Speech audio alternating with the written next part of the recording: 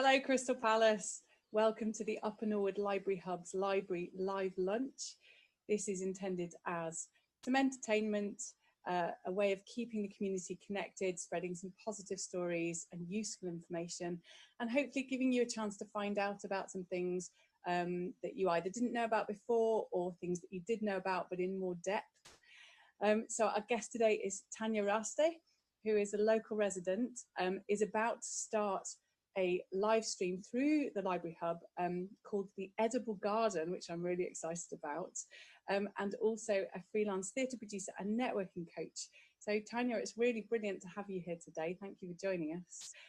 Start by telling us about The Edible Garden. Where did the idea come from? Hi, Eleanor. Thank you very much for having me on today. So The Edible Garden just kind of emerged on its own. I think the garden had its own ideas, really. I moved here to Penge about 7 years ago now, and it was the first time that I'd had a garden. I mean, I'd had a little shared garden once and things, but never anything to kind of really start playing around with. So I did what everybody does, and I thought, I'll get a few herbs and a bit of tomato plants. Tomatoes are nice. I like tomatoes. Let's buy some of those. And I mean, we had to clear loads of rubble out. I mean, I had some friends helping. It was a fantastic effort. And the first year I grew those, basil and tomatoes and things like that. And then something happened and things just started getting out of hand. And I started researching and I started reading. I started getting really excited about all these other things that I could grow, especially things that I can't get in the shops. So I was reading up about, making courgette flour fritters and wow, kind of stuff. And I thought, I've got to get me some of that action, So then the next year I planted some more stuff. I dug up another bed, planted some more stuff, and yeah, it got completely out of hand. And I think by year 2 or 3 I had like 70 different things I was growing. I think that's a lot. It's a lot of different things. Yeah, I don't kind of do monoculture. I just throw seeds out there and see what sticks. So that's kind of where the idea came from. I think the idea came from the garden itself, in a weird kind of way. That's really lovely. Tell us briefly what you're planning for tomorrow, if that's all right. Yeah, I'm very excited about this 6-week course. I'm really excited about sharing things that I love to do. One of my favorite methods now is the no-dig garden method. So in order to create a growing space, you don't have to dig, you just layer stuff kind of down. So I'm going to show people. I've started one out in the garden that I can show people tomorrow, because it's dead easy. You don't have to break your back, even if you've got bad knees, bad back, whatever, you can still do this, which is brilliant. And also it's really quick. If you start one now, you can have stuff growing in it for this summer. So I'm going to show that, and then we're going to come into the kitchen. I'm going to trot along with my little camera down to the kitchen. And what I've got outside growing right now is Cavolo Nero. I've also got some mustard greens. I've got some various other greens, which doesn't sound terribly exciting as such. I mean, I was like, but I've got a fantastic recipe with a Cavolo Nero and with some black currants that I'm going to show people how to make, and with the chili, together. Wow. It's a kind of sweet and sour dish. And I'm also going to try and just show briefly how to make kale and greens crisps, which are, we all want a bit of, comfort food at the moment, but it's a healthy snack rather than getting yourself some potato crisps. Brilliant. I actually have terrible trouble using kale. I'm getting better, but I'm very, very interested in that recipe. I've got some in the fridge right now that needs using. Exactly, same problem. Brilliant. I'm just going to detour slightly for a sec to say, because I'm keeping an eye on the Facebook page, so Jill and Laura have both messaged to say hello. So wonderful. Hi Jill, hi Laura. Really glad you could make it. Thank you very much for giving us a shout out. It's really nice to actually have visible kind of evidence that people are watching and we're not just talking into a void. So that's really lovely. Thank you. For anybody else who's watching, if you've got any questions for Tanya right now, just send them across on the Facebook page or in the watch party, and we'll try and answer them as we go. So my next question actually for you anyway was what pieces of advice, maybe 3 pieces of advice, would you give to people who are maybe starting doing more gardening right now? I mean, I think a lot of people are doing more gardening because they're at home more and maybe looking to entertain the kids more frequently than needed when they were at school. And so what advice would you give to people who are do something? Sure. Well, the first thing is, I mean, if you do have kids, it's a fantastic way of getting them involved where the food comes from, things like that. So if you grow a few things that are edible, kids just relate to that. Maybe later on I can tell you about my neighbor's kids, but they've been so involved in the garden. So grow something that they would like if you have kids, something like strawberries, something kind of fun and exciting and sweet. Maybe little tomatoes, they love those too, like every kid that I know seems to love those, apart from obviously the ones that hate tomatoes. But yeah, I mean, I guess the 3 pieces of advice I would give is, one of them is don't be scared. There's so much, there's so much advice. There's all this stuff about, gardener's question time. You need to double dig, you need to mulch, you need to, I don't know, there's this whole vocabulary around gardening that initially I think is a bit off-putting, because if you don't know what it all is, it sounds really complicated. And literally just chuck some seeds out there. Seeds want to grow, plants want to grow.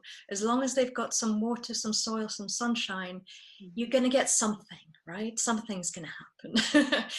If for whatever reason you've chucked out like seeds that were moldy or something, they just don't grow, throw out another pack of seeds. It's really not rocket science. It's just about giving it a go. It's about putting your hands in the soil, which apparently can combat depression, I've been reading. And actually, just as a very quick sideline to that, this week is actually Maternal Mental Health Awareness Week. So this is a really nice link. And I've heard the same thing. It's really, really good for our mental. Yeah, the microbes in the soil kind of go through our skin. I know it sounds a bit gross, but then they give us serotonin boosts and things like that. I mean, just getting out into nature is so obviously beneficial as well, isn't it? And just the sort of physical connection with the earth has got to be. Exactly. I mean, even if you've just got a balcony or a little patio, just, even if you buy in some soil, just buy some in, get a couple of pots out there, stick your fingers in there, and I think you'll feel a lot better. So the advice is the just do it advice. The other one is grow something to eat, because it's kind of exciting, even if it's herbs or I don't know, a little tomato plant or just something that you like. I mean, no point growing carrots if you don't like carrots. So think of something that you like to eat and grow that. I was thinking about something else to suggest, and I would say go 3D, go 3-dimensional, think up as well as horizontal. Everybody kind of thinks horizontal, but you want to create an oasis. You want to create a place where you can unwind. So as I say, no matter what kind of space you have, think about trailing vines or something upwards. Think about hanging things down. Give it this kind of 3D space that you can then go into and let go of all your worries. Oh, that's gorgeous. I love that. Thank you. That's brilliant advice. Amazing. I've got a message from, I'm very sorry, I may pronounce this wrong, but Antje, maybe? Oh, yes. Yeah. Who says she's, hello from Wanstead and she's excited to watch tomorrow. Oh, thank you. That's really great. So because we actually had a couple of things we were going to talk about, the edible garden being one of them, and I'm very excited to tune in tomorrow, especially after that really sensible, helpful advice. Thank you. I have plant pots currently outside. Oh, great. I'm just really hoping something. Right, but what are you going to grow? Well, I've actually currently just I bought some seed balls and just sort of, I think they were bee friendly ones, and I've just thrown them in, and I'm really hoping that something is going to come up. But if not, I will take your advice and try again. Exactly. You just have to keep trying again. Some things will work, some things won't. And even if one flower comes up and one little bee is happy, you've done. Yeah. It's better than if you hadn't have done it. Yeah, absolutely.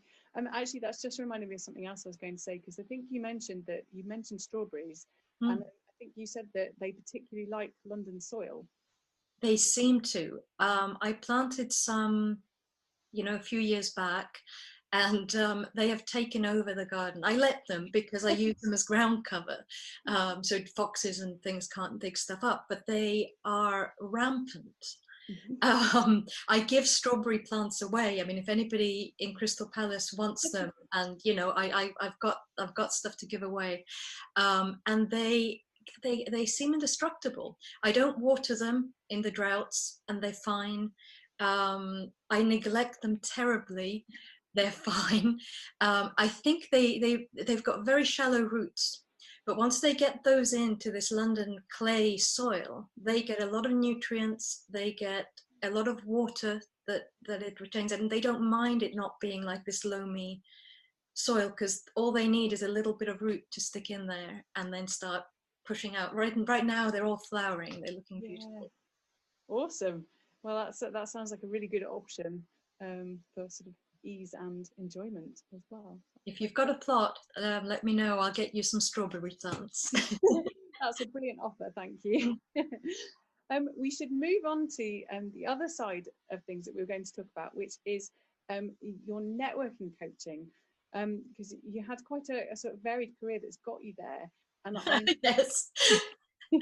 At some point, I would love to talk to you about this, but in the interest of time, I'm going to jump straight to asking you why do we need it at the moment? And I think we do.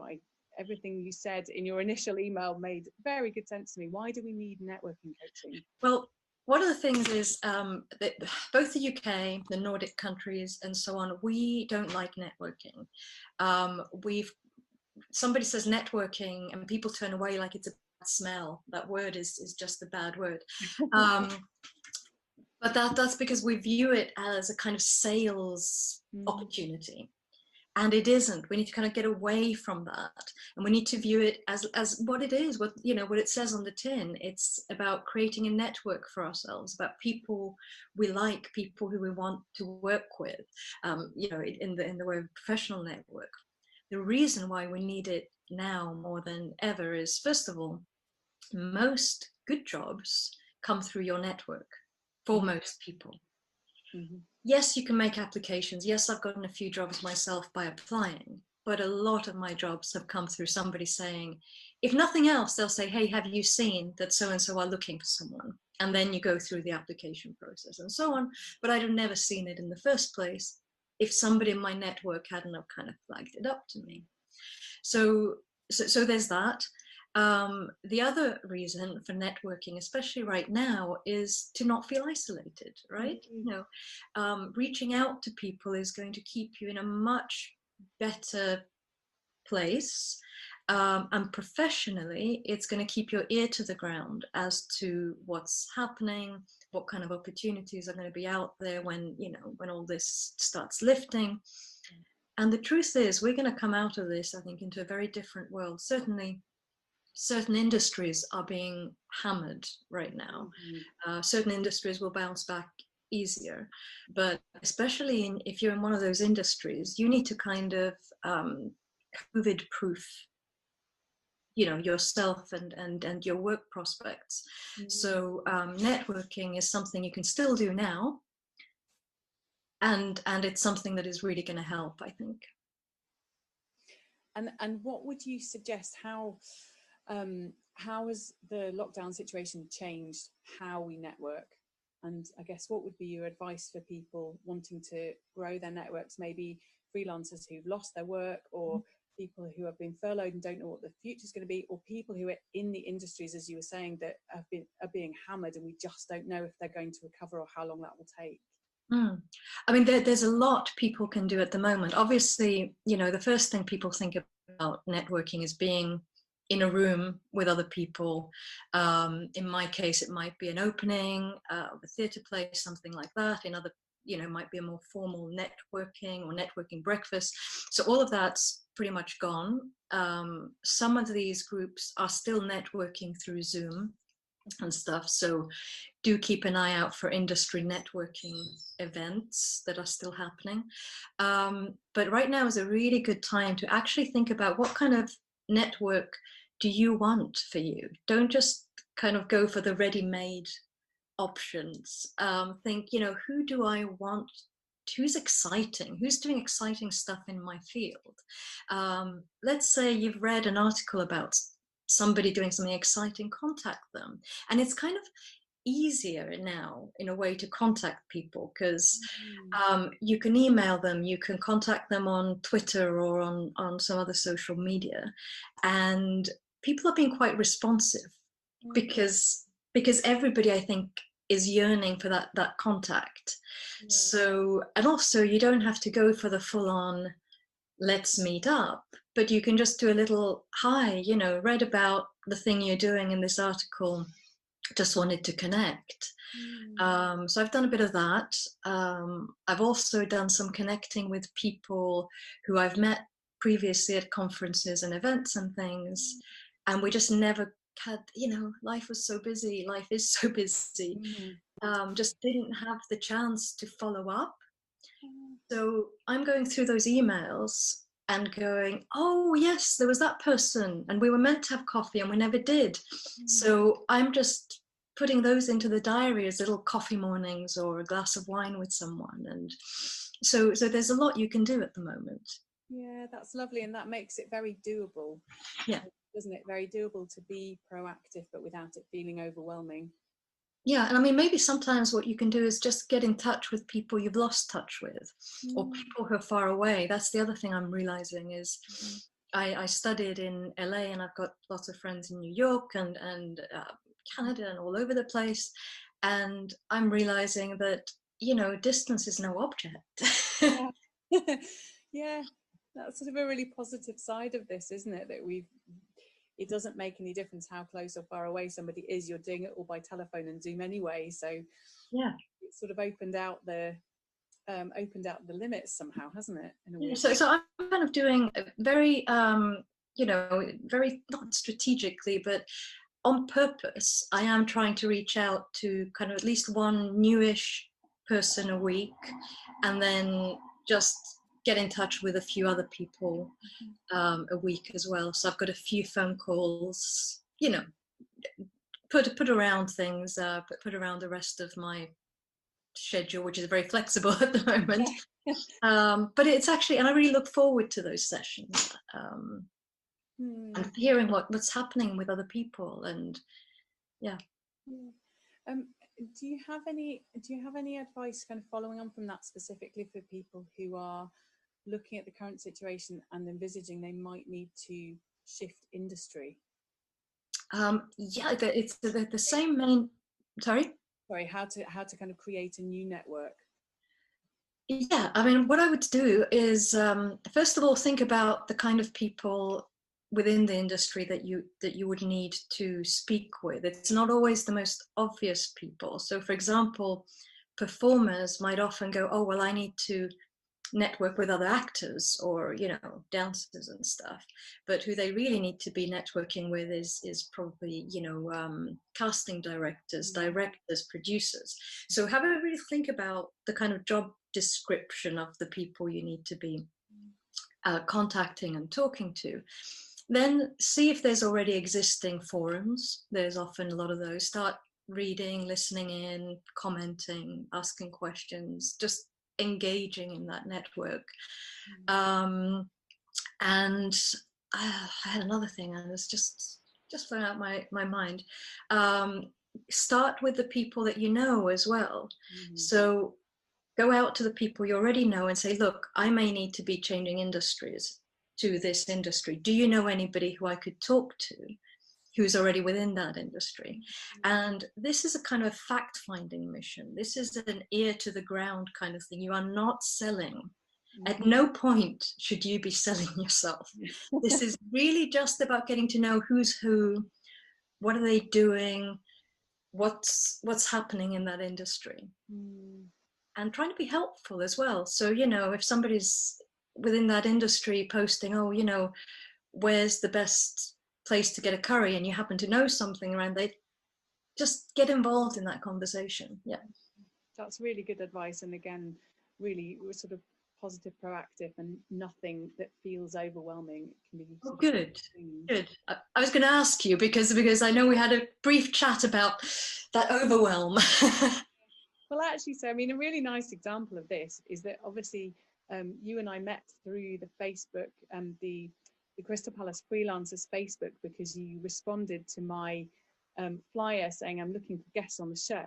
And actually, even before you came on the show, you've given me at least 3 names of people to contact who you think are doing interesting things that might be good people for me to contact, to either to be guests on this show or who might know of other people. And in fact, I think Jill, thank you, has already replied with several names of people. So just from you responding to my request, I've now got about 9 names of other people who might be guests on the show. That's really cool. That's brilliant. That's really brilliant. And one of the kind of ethos points about networking in this way is also that, you know, I try and help you, and then you get to do better work, and then you are in a position to help somebody else do better work, and everybody just gets happier and more successful.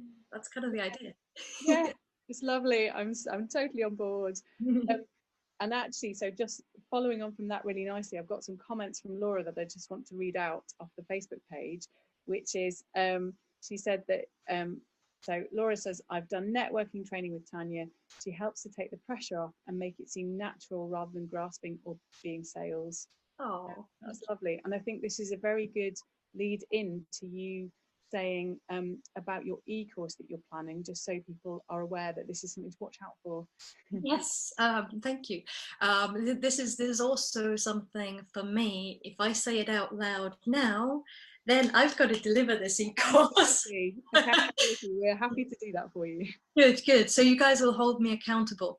I've been teaching networking mainly for performers for about 10 years now. And I've realized all of that, all the stuff that people have to overcome in order to start thinking, okay, actually, I can actually do this. And then I'm getting feedback now from people saying, oh, you know what, I did as you suggested, I contacted so-and-so, I now have a Ken Loach film audition or whatever, and it's wonderful to hear. And then I realized actually that the same principles apply to whoever is doing the networking. You don't have to be a performer, you don't have to be in the arts. You can be anybody, especially, you know, freelancers that need a really strong network and people like that. So this really works for them. And I thought, actually, I've got all the material ready. So I've been looking for the right platform. I need to have a think about how to structure it, but then I'm going to start working on this. And I will let you know when the e-course is ready to go. But I promise you it's going to be fun. It's going to be really not scary at all. And even if you kind of hate networking, don't know where to start, I'm going to kind of take everybody through from the very beginning, kind of holding people's hands all the way through. So that's the idea of it. Well, I have to say, you've already made it sound fun and positive. I'm definitely one of those people who the word networking has always made me cringe. I've never felt comfortable with it. And yeah, you've made it sound easy and positive and fun and doable. So I'd definitely be interested in doing that. So actually, come back and talk to us again when you have the course set up and tell us in more detail about what it's going to be and when and things, because it would be lovely to follow up on that. Great, I will do. I will, watch this space, as they say.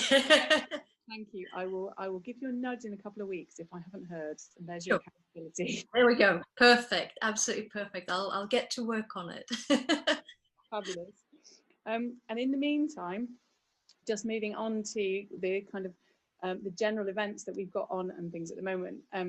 As I'm sure a lot of you watching know, we have a lot of live streamed events through the Library Hub, including starting tomorrow, Tanya's Edible Garden, which is very exciting.